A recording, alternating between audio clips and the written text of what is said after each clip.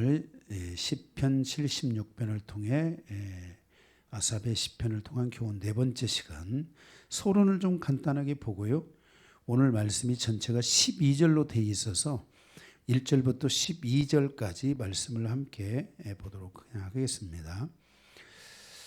시편 76편의 배경은 열왕기하 18장에서 19장으로 남유다를 히스기야 왕이 통치할 때 그 당시 아수르의 사네림 군대가 예루살렘을 침략했으나 도리어 사네림의 군대가 실패한 사건입니다. 그래서 열왕기 북이스라엘을 멸망시킨 이 사네림이 남유다를 멸망시키러 왔지만 하나님이 남유다를 보호하신 거예요. 왜? 히스기야 왕이 영적 개혁을 일으키고 그 백성의 회개함으로 하나님께 나아감으로 북이스라엘이 멸망할 때 하나님은 남유다를 보호해 주셨던 것입니다.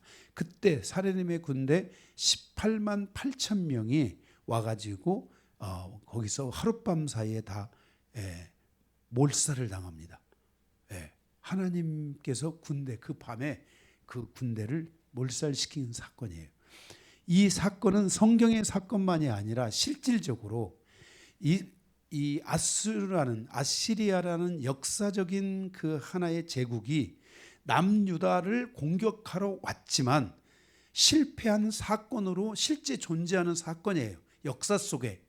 다만 성경은 거기에 대해서 자세히 말하기를 사네림이 그 유다를 치러 왔는데 그것을 성공하지 못하고 오히려 하나님께서 그 밤에 이 사네림의 군대 18만 8천 명을 몰살시켰다라는 것을 성경에서 말씀하고 있는 거예요.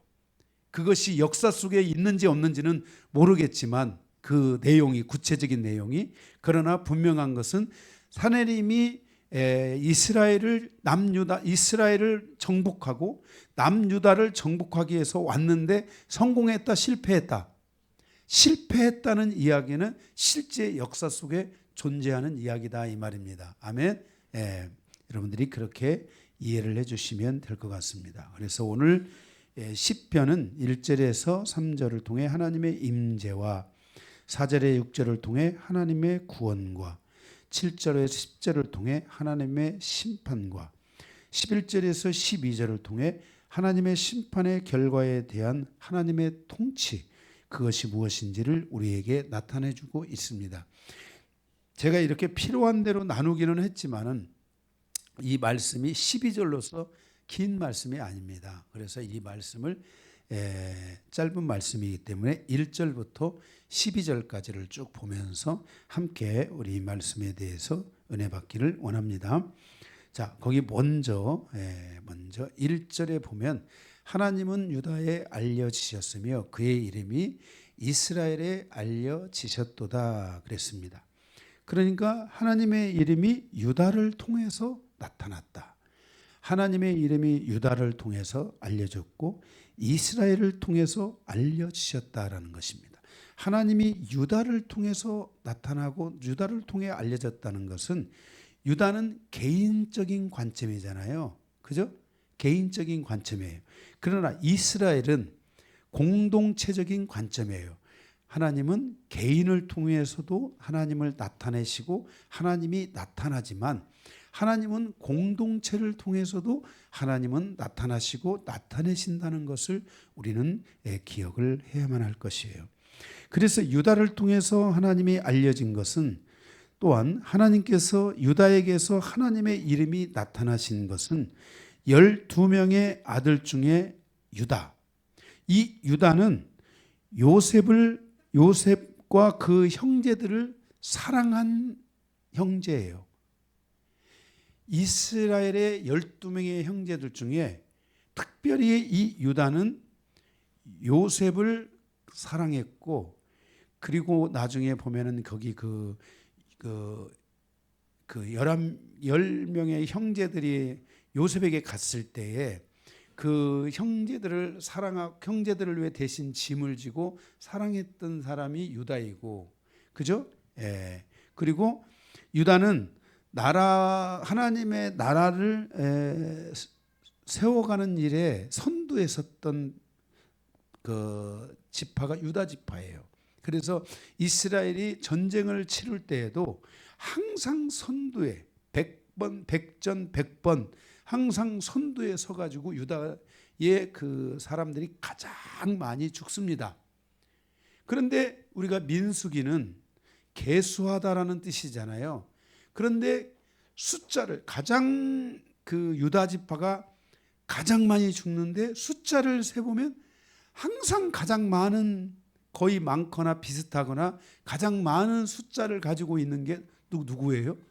유다예요. 희한하죠. 전쟁에서 가장 많이 죽는데 하나님은 그들에게 가장 많이 번성하게 하고 그들은 여전히 숫자적으로도 항상 불리하지 않도록 하나님께서 그들을 일으키시는 것을 보게 돼요. 이렇게 유다는 공동체적으로도 그 나라를 위해서, 이스라엘을 위해서 선두에 서서 이스라엘을 세워가며 하나님의 이름을 드러낸 그 공동체가 바로 이스라엘이라는 공동체예요. 그래서 하나님께서는 이 유다 또한 유다 지파는 그는 그 유다 지파가 그가 항상 그 하나님의 그 오시는 통로 역할을 하게 되고 하나님 나라의 통로가 되는 역할을 하는 게 바로 이 유다였어요. 그뿐만 아니라 이스라엘이 가장 충만할 때, 다윗의 때라든지 히스기야 때라든지 이렇게 이스라엘이 충만할, 그 하나님의 은혜로 충만할 때, 말씀으로 충만할 때는 이 이스라엘이라는 공동체는 항상 하나님의 사랑을 나타내고 그는 하나님 나라의 통로가 되는 이런 일을 하게 됐고, 그러한 일들을 위해서 유다는 항상 하나님 앞에서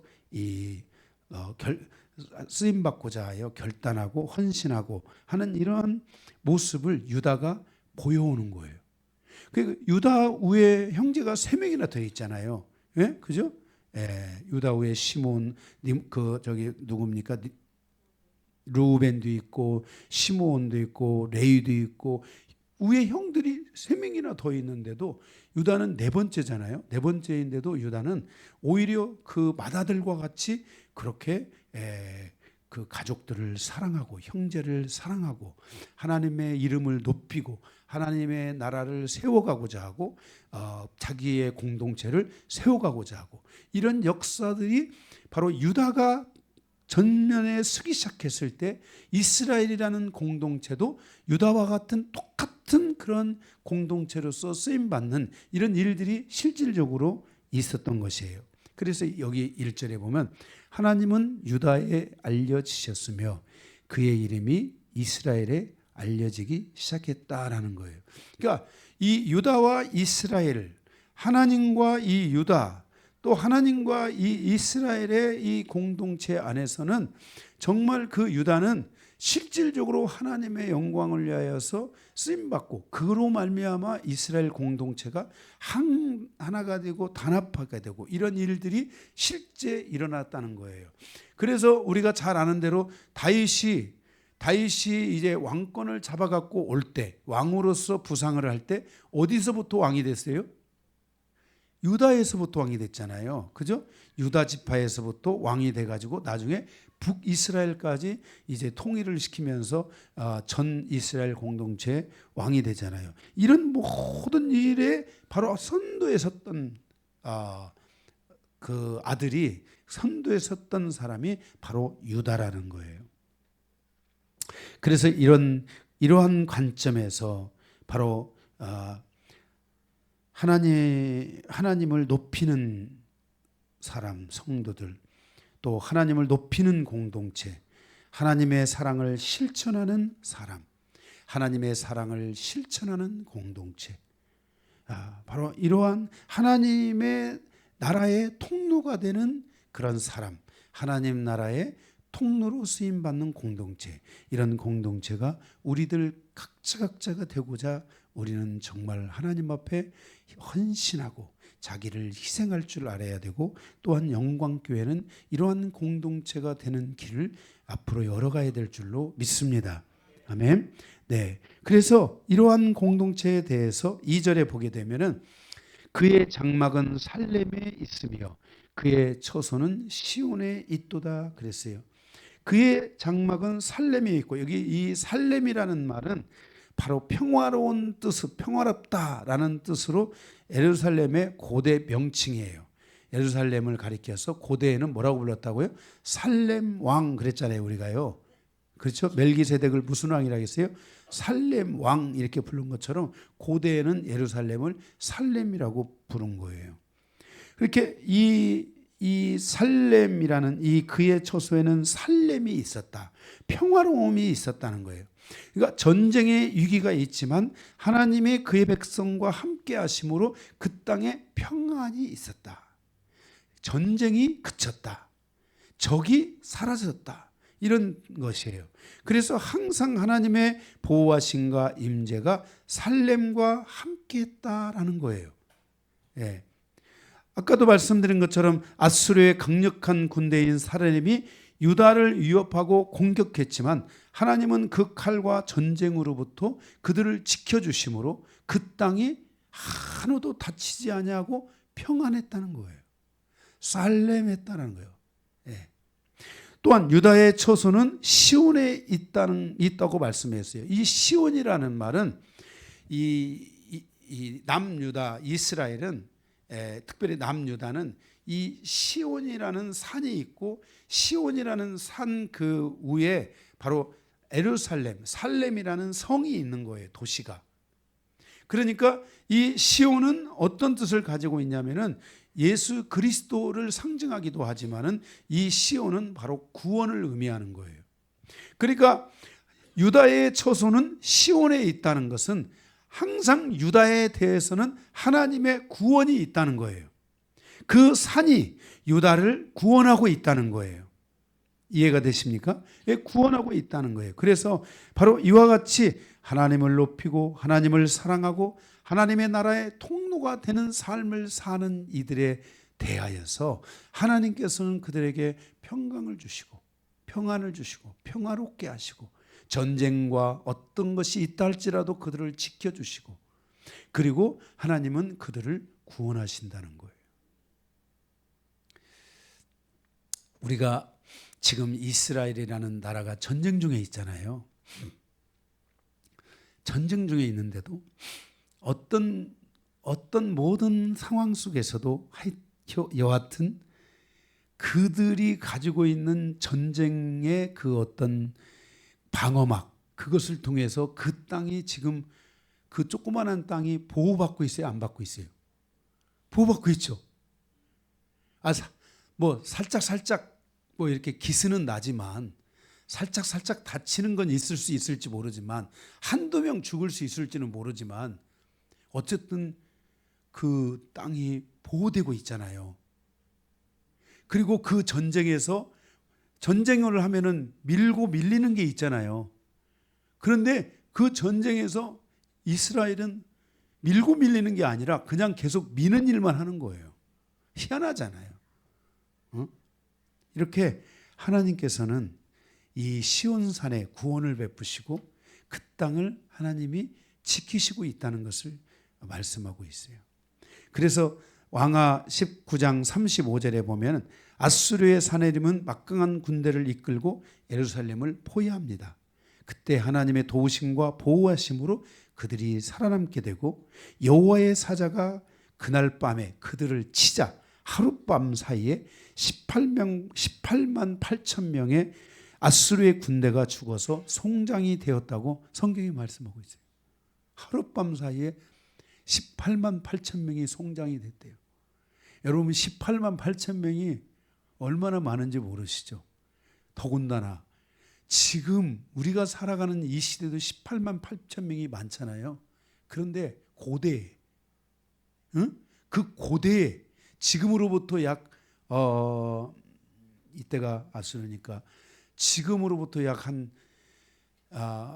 2600년대, 2700년대, 2700년대로 거슬러 올라가서 18만 8천 명이면은 많을까요? 안 많을까요? 어마어마하게 많은 거예요. 어마어마한 숫자라고 할 수 있어요. 그때는 10,000명의 군대도 어마어마하게 큰 거예요. 예, 그래서 우리가 10부장, 100부장, 1000부장이 있잖아요. 10,000부장이 있어요, 없어요? 없어요. 군대가 이렇게 10,000명의 군대만 가지고도 어마어마하게 큰 군대였기 때문에 이 10,000명이 만부장이 되면은 99,999명을 다스릴 수 있잖아요. 그럼 만부장이 없는 거예요. 예. 이렇게 18만 8천 명이면 어마어마하게 큰데 그 숫자가 하룻밤 사이에 성장이 됐다는 거예요. 이러한 이야기가 역사 속에 실제 실존하는지 제가 한번 좀 연구해 보고 싶지만 제가 연구를 해볼 수는 없고, 왜냐하면 지금 그 역사를 하려면은 제가 알렉산드리아나 아니면은 이 아수르의 그 본거지인 지금 저 이란 쪽이나 이런 이라크 이쪽에 있는 고대 서적들을 가서 제가 봐야 되잖아요. 제가 수준이 안 돼서 지금 볼 수는 없고, 그런데 실제 이러한 역사는 존재할까 안 할까요? 존재해요. 몇 명이 이렇게 죽었다 이런 거는 모르겠지만은 존재하는 거예요. 실제로 아수르의 사네림이라는 장군이 가서 유다를 치려고 했는데 하나님이 그들을 보호해 줘가지고 그 유다를 치지 못한 거예요. 전 세계를 아수르가 지배를 할 때 조그마한 남유다만 어떻게 한 거예요? 거기에 살아남은 거예요. 제가 그림으로 제가 지난번에 지도 그려가지고 말씀을 드렸잖아요. 정말 하나님께서 이렇게 보호해 주시고 있다는 거예요. 그래서 이 시편 76편이 이러한 배경을 가지고 말씀되어 주고 있기 때문에 이 말씀을 잘 이렇게 묵상해 보면은 정말 하나님께서 얼마나 이들을 보호하고 있는가를 알 수 있어요. 그래서 거기에 3절의 말씀처럼 거기에서 그의 화살과 방패와 칼과 전쟁을 없이 하셨도다 그랬잖아요. 응?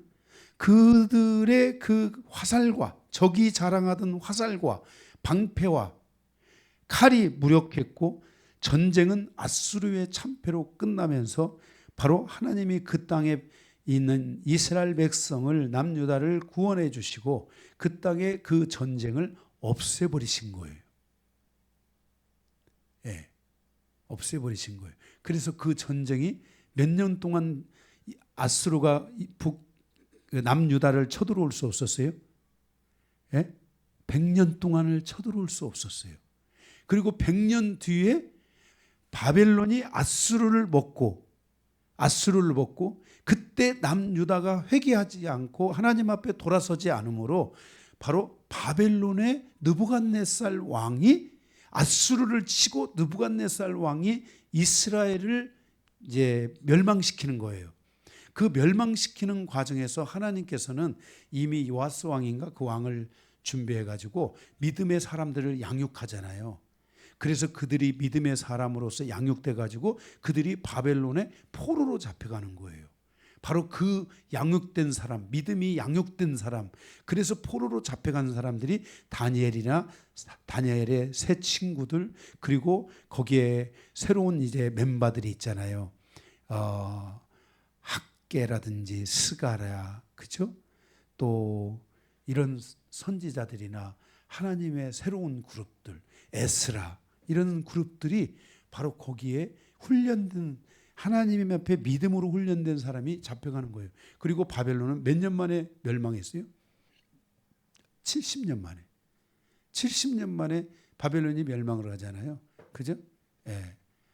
이렇게 이 역사의 모든 흐름 속에서 어쨌든 간에 하나님께서 이 당시의 이 상황 속에서 하나님은 바로 이스라엘을 보호하셨던 것이에요. 하나님은 온 세상의 왕이고 통치자시지만 유다와 이스라엘의 왕이셨다는 것을 기억해야 돼요. 왜냐하면 개인적으로 유다와 그리고 그 이스라엘 공동체는 하나님을 높이고 하나님을 사랑하는 것을 실천했고 그들은 하나님의 나라를 위한 통로가 되었기 때문이에요. 우리가 이렇게 이 하나님의 통치 질서 안에 이렇게 하나님의 나라를 세워가는 것들, 또 하나님의 그 하나님의 이 닉네임이 하나님은 목자이시잖아요. 그런데 하나님은 신실하잖아요. 그런데 하나님은 사랑이라고 그랬어요. 이 하나님의 사랑은 하나님의 통치의 기반이에요. 그래서 우리는 남을 미워해야 될 그러한 그것을 하나님이 허락하고 있지 않아요. 그 남을 미워하는 것을 허락하고 있는 것은 사단이 하는 일이에요. 우리가 형제를 함부로 미워하고 형제를 함부로 판단하는 이런 것들은 하나님이 기뻐하지 않으세요.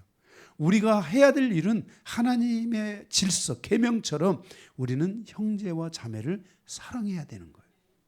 그래서 사랑의 완성을 향해 가는 성도가 돼야 돼요. 하나님의 구원의 완성은 사랑의 나라를 세우는 거예요.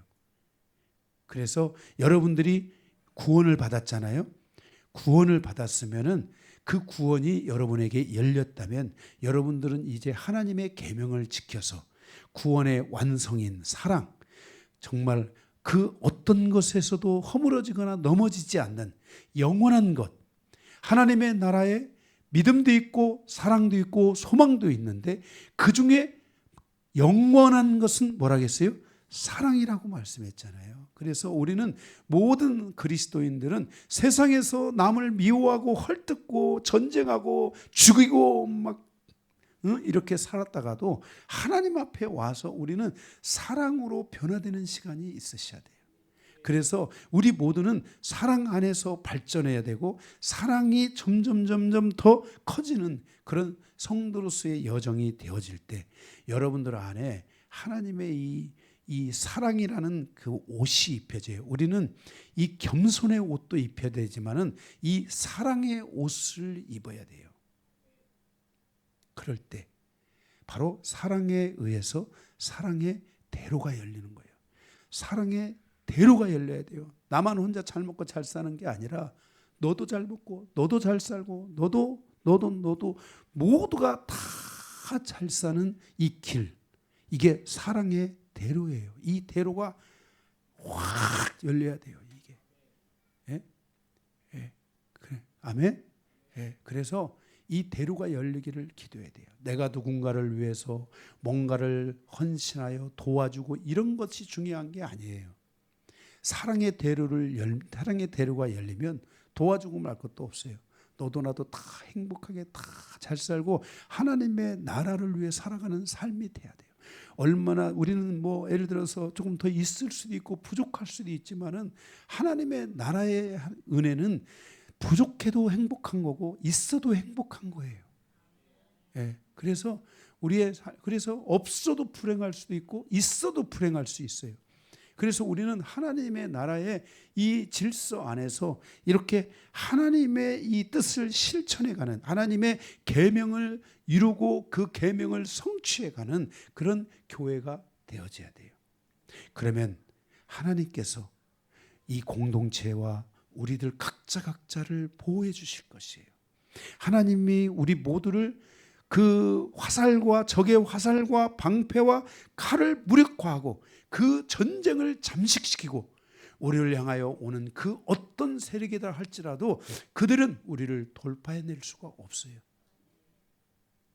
그래서 우리는 바로 오늘 이 시편 76편의 이 아삽의 시는 기도의 시이지만은 특별히 이 아삽의 시는 다윗의 많은 시편들이 기도의 시편이에요. 그런데 이 아삽의 시는 바로 이 찬양의 시예요. 계속해서 그 하나님을 노래하는 거예요. 예, 그래서 우리 안에서 이 노래하는 즐거움, 하나님의 은혜가 와서 막 마음이 막 즐거워야 돼요. 아멘을 안 하시는 거 보니까 별로 안 즐거우신 게 없는데, 여러분 우리가 기도도 해야 되잖아요. 그런데요, 우리 마음이 항상 이 노래가 있고 즐거워야 돼요. 이게 즐거워야 돼요. 그래서 은혜가 넘치는 사람들은 막 뭘 하도 막 찬양하고 있잖아요. 응?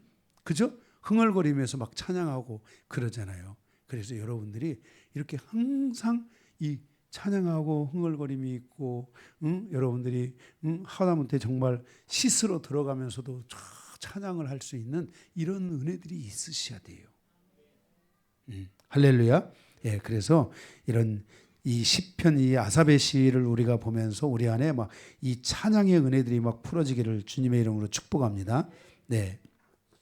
그래서 하나님께서 이렇게 이들을 붙잡아 주신다는 거예요. 4절에 보면 주는 약탈한 산에서 영화로우시며 존귀하시도다 그랬어요. 자, 원래 이 가나안 땅은, 이 땅은 약탈한 자들의 약탈한 자들의 땅이었잖아요. 그죠? 그런데 그 땅은 죄악과 우상 숭배와 약탈로 충만해졌어요. 그래서 하나님은 그 약탈한 땅에 있는 것들을 멸망시키고 그 땅을 거룩한 백성에게 주어서 그 땅이 어떤 땅이 됐어요? 그곳에서 하나님이 영화로우시며 존귀하게 되었고 그 땅에 거하는 이스라엘이 영화롭고 존귀한 존재들로서 변화된 거예요. 그 땅이 바꿔진 거예요. 이게요. 그러니까 히스기야 왕이 다시 그 땅에서 일어나니까 그 땅의 약탈과 우상 숭배와 죄악으로 충만했던 그 땅이 다시 그 땅에 뭐가 일어났어요? 하나님의 영화로우심과 존귀하심이 일어났어요. 여러분을 통해서 여러분 가정에 이러한 이 하나님의 이 영화로움과 존귀함들이 드러나야 돼요. 우리 영광교회에도 이러한 영화로움과 존귀함들이 드러나는 공동체가 돼야 돼요.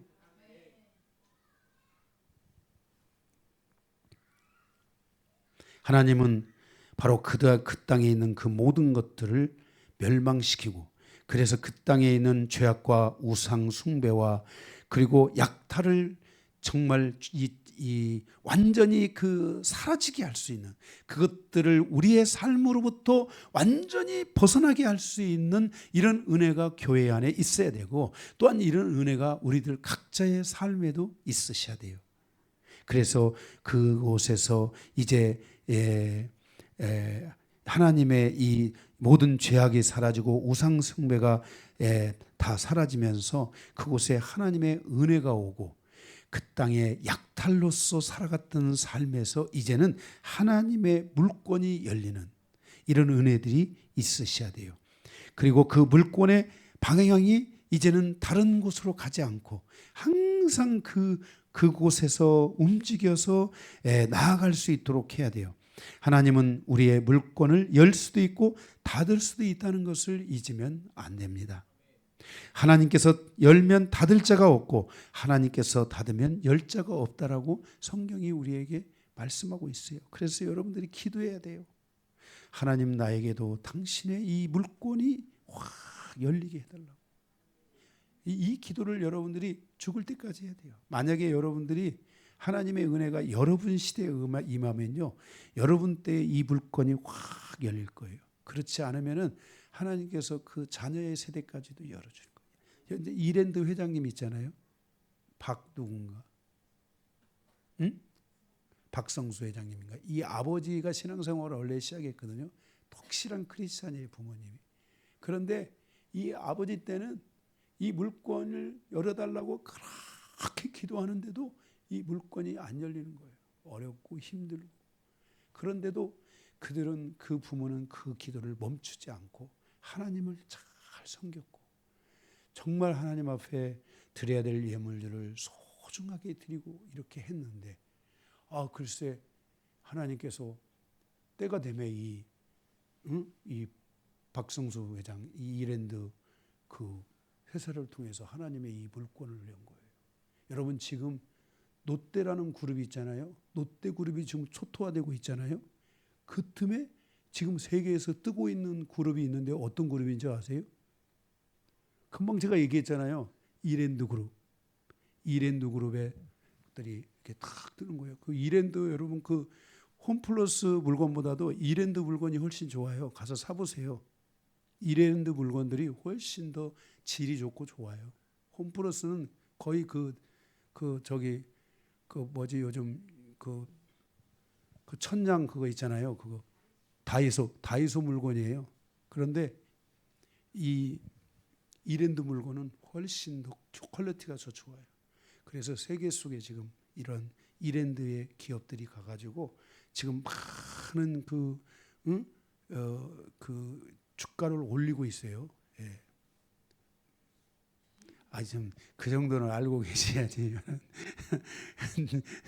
그러니까 왜냐면은 이렇게 이게 중요한 거예요. 이랜드라는 회사가 그런 전략을 갖고 가는 거예요. 근데 그 전략 안에는 그 물건을 하나님이 열 수 있는 지혜와 그러한 그 마음과 이런 것들을 하나님이 열어주신 거죠. 예. 그래서 하나님이 여니까 닫을 수가 없는 거예요. 이랜드가 막 우리나라 기업에서 조금 어려움을 겪는 듯 했지만은 그렇지 않아요. 쫙 우리나라 지금 뭐 홈플러스라든지 뭐 롯데 같은가 뭐 또 이랜드 이렇게 있지만은 이랜드는 든든하게 잘 서가잖아요. 나는 요즘 홈플러스는 안 가봐가지고 시장 가치를 몰라요. 지금 홈플러스 잘 되나요? 안 되는 것 같아요. 이랜드는 안 가봐서. 자, 근데 이랜드 나뭐 선전하는 거 아닙니다. 이렇게 우리의 삶의 물건이라는 것은 돌고 도는 거예요. 하나님께서 이런 것들을 딱 이렇게 하나님이 열어주시고 그것들을 풀어주셔야 돼요.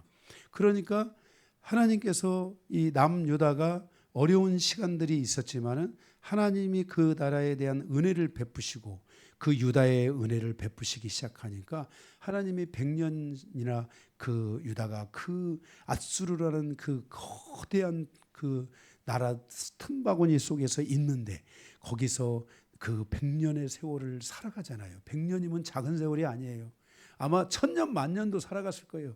그런데 이 남유다도 나중에는 교만해져 가지고 하나님 알기를 우습게 알고 예루살렘 그 뭡니까 그 스룹바벨 그 성전 솔로몬 성전부터 시작해 가지고 스룹바벨 그 성전 그 가기 전에 이 솔로몬 성전이 있는데 그 성전에다가 각종 우상들을 다 갖다가 놓고 그냥 에레미야가 그 성전을 바라보면서 막 우는 거야. 그러니까 하나님께서 그 성전을 쳤잖아요. 그때 그 성전을 지키고 성전에서 하나님의 사역을 감당했던 선지자가 에스겔이잖아요. 그래서 그 허물어진 그 성전 앞에 앉아가지고 에스겔 선지자가 우는 거예요.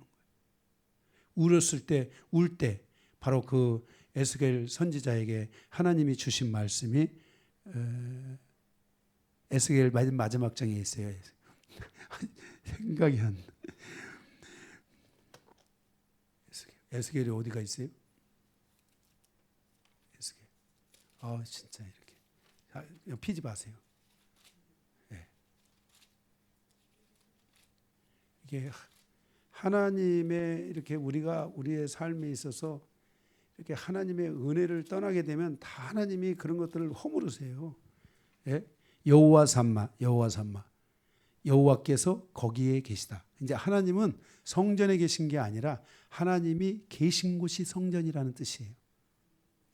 그래서 하나님이 내 마음에 있으면 뭐가 되는 거예요? 내가 성전이 되는 거예요. 그래서 그 고린도 전서에 그랬잖아요.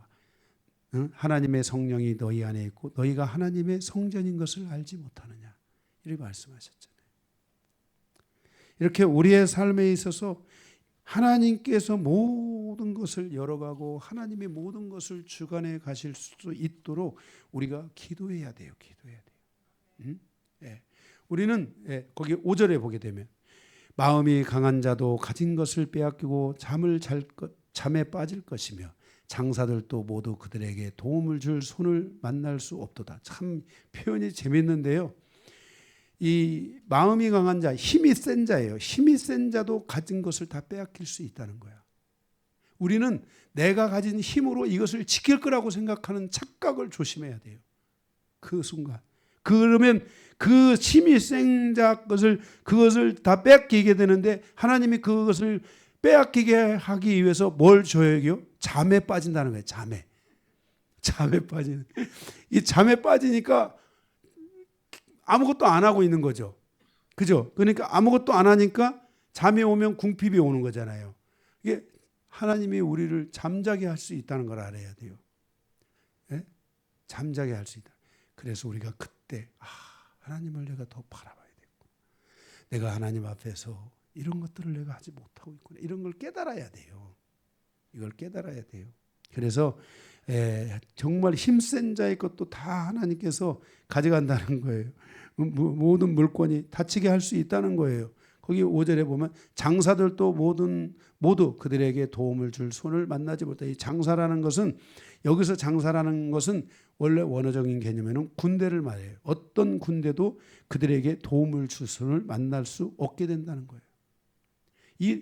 이 모든 군대들도요, 도움의 손길이 와야 돼요. 전 세계가 2차 세계대전 중에 멸망으로 갈 때 나라가 연합하는 일들이 있었잖아요. 지금 우크라이나가 전쟁을 하고 있는데 그 전쟁에서 지금 그 유럽권에 있는 나라들이 지금 우크라이나를 돕고 있잖아요. 그 조그마한 나라가, 그죠? 거의 다 폭삭 망할 다 빼앗길 뻔했는데, 그죠? 그냥 이 우크라이나는 우리처럼 산이 아니에요. 뭐 산에 이렇게 해가지고 뭐 거기 산 속에 들어가서 뭐 살고 이렇게 하는 게 아니에요. 평지에 그냥 평지. 그냥 힘이 있으면 그냥 쫙 밀려가고 힘이 없으면 또 쫙 밀리는 이런 일들이. 그래서 기도해 주라는 거예요. 하나님 앞에. 정말 하나님이 더 이상 밀리지 않고 만약에 어떤 일이 있게 된다면, 멈춰지게 된다면 그 모든 것들이 그 땅에 채소가 될 수 있도록. 그 땅에 하나님을 믿는 사람들이 얼마나 많습니까?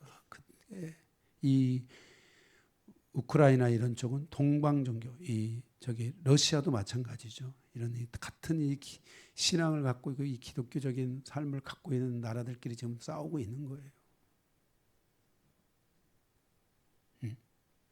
거기 그 지역에 탄자 들어가는 사람들은 다 무슬림이에요. 여기는 우크라이나잖아요. 나. 탄이 아니고 나. 예. 우리의 이 삶에 있어서 이렇게 그 어떤 군대들도 도움을 줄 수가 없다는 거예요. 이렇게 하나님이 이렇게 우리가 성도는 그래서 자기 힘으로 살려고 하는 게 아니라 하나님의 힘으로 살고자 해야 되고, 하나님이 계속해서 은혜를 더하시고 계속해서 물건을 열어주시고 하나님이 함께 해주시도록 하는 이 삶을 살아야 되고, 그 삶을 위해 여러분들이, 우리가 유다와 같이 하나님의 영광을 위해 살고 하나님의 사랑을 실천하고 하나님의 통로로 살고자 하는 이런 마음을 가지고 우리가 살아가야만 한다는 것이에요. 6절에 보면 야곱의 하나님이여 주께서 꾸짖으심에 병거와 말이 다 깊이 잠들었나이다. 표현이 얼마나 여기 하나님이 정말 부드럽게 표현하고 계세요. 왕하 19장 35절에 보면 하나님께서 꾸짖으시고 선포하시니까 그 병거들이 힘을 쓰지 못하고 하룻밤에 18만 8천 명이 거기 깊이 잠들었어요. 죽었다고 나와요. 죽었다. 송장이 됐다. 그 열왕기 하 35장 19장 35절에는 송장이 됐다는 거예요. 다 죽었다는 거예요. 어떻게 죽었는지는 모르지만 다 죽었다는 거예요. 이스라엘 남유다가 그 산헤림이라는 그 군대는 어마어마한 군대예요. 그 군대와 18만 8천 명과 맞서서 싸울 수가 있었을까요? 없었을 거예요. 그런데 하나님께서 그들을 다 무찌르셨다는 거예요. 7절 주께서는 경외받을 이시니 주께서 한 번 노하실 때에 누가 주의 목전에 서리요 그랬어요. 주님은 경외받으실 분이에요. 주님은 우리가 사랑해야 되고 주님은 경외받기 합당하신 분이에요. 그래서 우리가 조금 잘못하다가도 우리는 하나님을 어떻게 해야 되겠어요? 경외하고 하나님을 사랑하는 마음을 회복해야 돼요. 자꾸 하나님하고 뭔가 충돌이고 막 불평하고 말씀이 뭐 이런 막 은혜를 사모하지 못하고 막 이렇게 돌면 큰일 나요. 이렇게 돌면 큰일 나요. 이런 것들이 절대로 있어서는 안 돼요. 제가 하나님 앞에 회개한 것은 나라를 위해서 불평하지 말고 그냥 조용히 살자.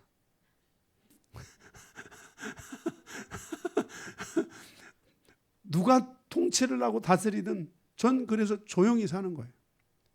노예 안에서도 원망불평하지 말고 조용히 살자. 교회 안에서도 원망불평하지 말고 조용히 살자. 이게 제가 이 영성을 하면서 회개하고 받았던 여러 가지 은혜 중에 하나예요.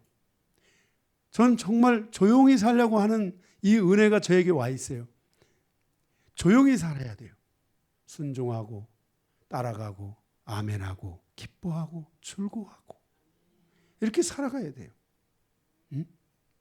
주께서는 경외하실 분인데, 그런데 만약에 우리가 하나님을 경외하지 못하면, 하나님을 사랑하지 못하면, 하나님의 사랑을 실천하지 못하면, 형제를 사랑하지 못하면 하나님의 계명을 어기게 되고, 계명을 어기다 보면은 하나님께서, 주께서 노하실 때가 생긴다는 거예요.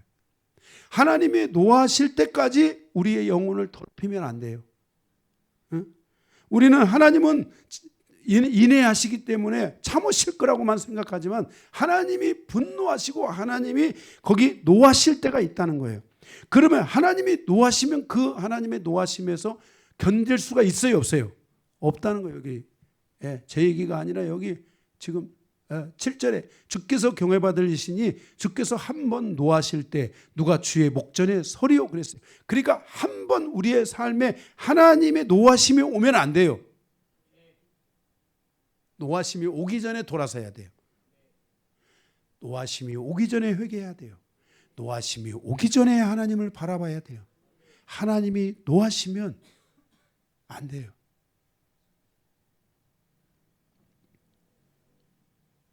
그래서 우리는 항상 공격하고 미워하고 말씀을 거슬러 올라가고 하는 이런 삶을 살면 안 돼요.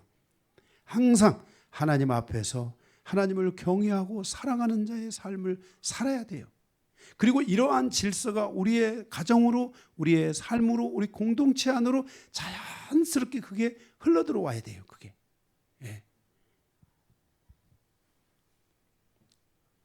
그래서 우리가 하나님의 노하심이 우리의 삶에 오지 않도록 해야 합니다. 아멘? 이거 오면 안 됩니다. 8절에 주께서 하늘에서 판결을 선포하심에 땅이 두려워 잠잠하였나니 그랬어요. 주께서는 땅에 사는 모든 자들을 통치하고 다스리는 만왕의 왕으로서 모든 사람에 대하여서 말씀에 합당한 판단과 판결을 내리시는 분은 하나님이시죠. 제가 그랬잖아요. 어떤 것이 오면 판단 차라리 보류하라고. 온유한 심령이 있어가지고, 제가 만약에 온유한 심령이 있어서 어떤 상황이 돼도 주님을 바라봅시다. 기도합시다. 정말 우리가 하나님 앞에서 말씀을 따라가고 순종하는 삶을 살아갑시다. 이렇게 우리가 만약에 해야 되잖아요. 그런데 만약에 내게 온유함이 없다면 뭐라도 하라는 거예요? 어떤 상황이 오면 판단을 보류하자. 판단을 보류하자. 내가 어떤 공격 상태가 있으면 필터링, 청소하자. 계속 내 안에 그 어떤 것이 머물러 있지 않도록 하자. 이렇게 우리가 이것을 해야 된다는 거예요. 우리가 성경에 보면 가룟 유다의 마귀가 찾아와가지고 생각에 뭔가를 넣어주잖아요.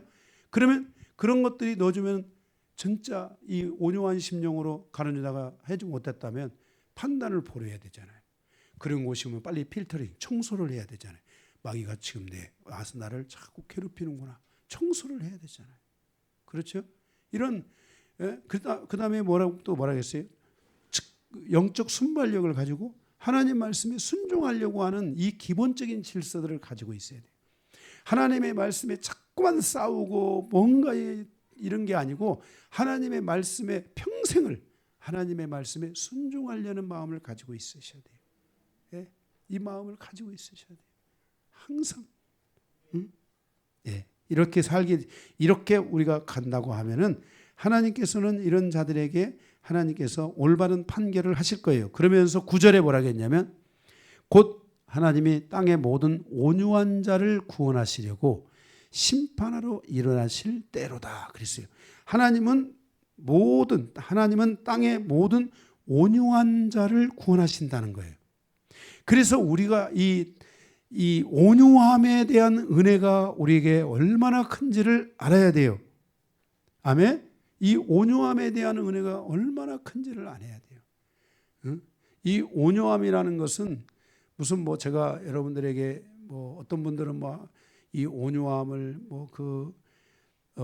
말을 훈련시키고 개를 훈련시키고 그래서 개가 뭐 이렇게 주인을 잘 따라요. 그러면 개가 온유한 거예요? 여러분 이 그 강연욱인가 그 개 훈련사 하는 사람이 있잖아요. 그 사람이 그랬어요. 개 훈련시키는 것은 대통령인데 자기 아들 훈련시키는 것은 정말 초보자도 안 된다고. 마음대로예요. 마음대로. 우리가 짐승이라는 것은 본능이 있어요. 제가 그대로 한번 제가 이게 먹을 것이 있길래 여기 앞에 우리 그 만석이 있잖아요. 예? 뭐라고요? 예, 자, 영광이라고 하든 뭐 만석이라고 하든 알아서 하세요. 요즘 이름이 하도 많은, 저 이름이 붙여진 이름이 많더라고요. 주인은 만석인가 부르더라고요. 응? 만홍이? 만원이? 만원? 아, 그래요? 1,000원, 만원 할 때 만원이? 아, 그래요? 그 만원이가 제가 이제 가서 여기다 솔에다가 제가 이렇게 장갑을 끼고 뼈다귀 하나를 가지고 제가 옆에 가서 딱 섰어요. 이렇게요. 딱 주먹을 쥐고 딱 섰어요. 그러니까 얘가요, 내가 앉으라고도 안 했어요. 가만히 서 있었더니요, 한참 있다가 앉더라고요. 앉아가지고도 안 줬어요. 제가 앉아도 앉아. 그랬더니 엎드리더라고요. 그래서 제가 줬어요. 그랬더니 좋아가지고 난리를 피는 거예요.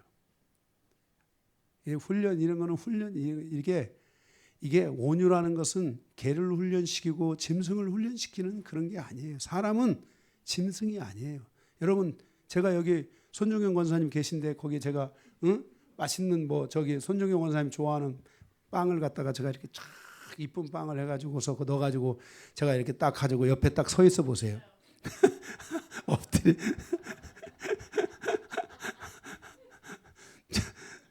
사람은 그게 안 돼요. 먹고 떨어져요, 그냥. 뭐 엎드린다고요? 먹고 그냥 아마 떨어질 거예요. 이게 사람이라는 이 온유함이라는 것은 그런 훈련의 시간으로 되는 게 아니에요. 네, 그래서 정말 여러분들이 온유한 자가 최선의 방식으로 온유한 자는 못 되더라도 온유한 자로서 가는 질서를 가지고는 살아야 돼요. 그러면 하나님께서 그 온유한 자들을 구원하시고 이 온유한 자를 중심으로 하나님이 역사하시고 일하시는 거예요. 그리고 그 온유한 자들이 위기에 당하면 그 온유한 자들을 구원하시기 위해서 심판하러 오신다라고 하나님이 말씀하고 계세요. 아멘. 그래서 여러분들의 삶 속에 있어서 이 하나님은 온유한 자의 편에 계신다는 것을 우리가 기억해야 돼요. 그러니까 우리가 아마 제가 볼 때 이 구절의 말씀처럼 그 당시에 보면은 이 히스기야 왕이 참 온유하셨던 분 같아요. 주님 앞에 자기를 다 내려놓고 자기도 하나님 앞에 나아가 회개하고 자기를 돌아보고 그죠? 그리고 하나님 앞에 그 백성을 바로 세울 수 있었던 이 군자의 마음, 이 군왕의 마음을 그 당시에 가졌던 왕이 바로 이 히스기야 왕이 아닌가 우리가 볼 수 있어요. 그래서 하나님은 그 온유한 자를 붙드신 거예요. 그리고 그 온유한 자와 함께 있는 그 백성들을 하나님께서 붙드시고 계시는 것이에요. 그래서 10절에 진실로 사람의 노여움은 주를 찬송하게 될 것이요 그 남은 노여움은 주께서 금하시오. 그러니까 이제 사람의 모든 노여움은 이런 하나님의 통치와 다스림 안에서 사람의 모든 노여움은 사라지게 되고 노여움이 사라지면서 주를 찬송하게 될 것이라는 거예요.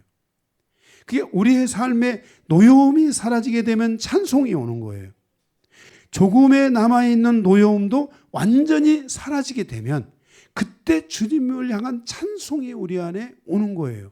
그래서 우리의 삶에 있어서 노여움이 사라지고 주님을 향한 노래와 찬송과 기도가 우리 안에서 쭉 올라와야 돼요.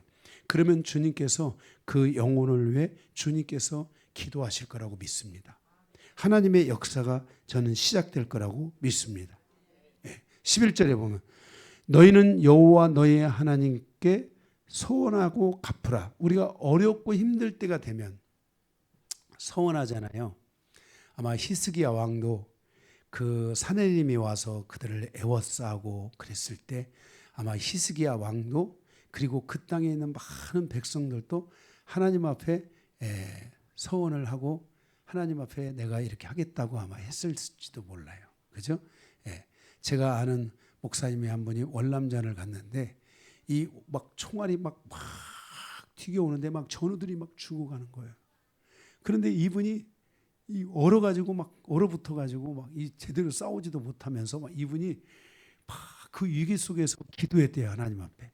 하나님 나를 여기서 살려서 한국으로 돌아가게 하신다면 자기가 목사가 되겠다고. 그래서 살아 돌아와가지고 이분이 목사 되셨어요.